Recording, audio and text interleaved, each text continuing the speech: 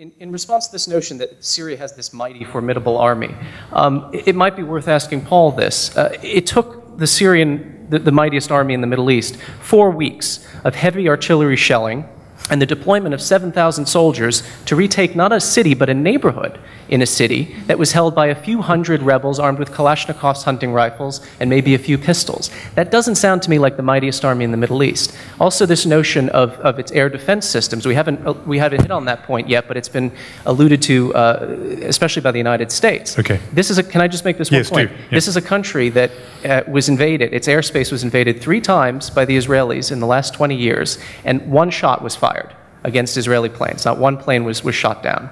And remember, one of those sorties involved the destruction of a nuclear facility no one even knew Bashar al-Assad was building. So I take it very skeptically that their air defense systems, that their military capabilities are quite so robust. I quite agree with Paul on that point. And military defectors will back you up on this, by the way. Okay, so the paper tiger argument. This myth of a strong Syrian army is simply ridiculous. This is not a national army. This is a sectarian killing machine that has been founded by the Assads and that has been sustained and given succor by the sectarian regime. But Malik says 2 million hardcore supporters. 2 million, that's something. but this is a country of 23 million plus. How can you have a civil war between 2 million people and 18 million? The numbers don't work out. Second thing is that this is an army that is a conscript army. So that means that people are forced to serve in the army. Those who are serving in the army are mainly from the dispossessed Sunni working class, as Malik described. They would do anything to defect.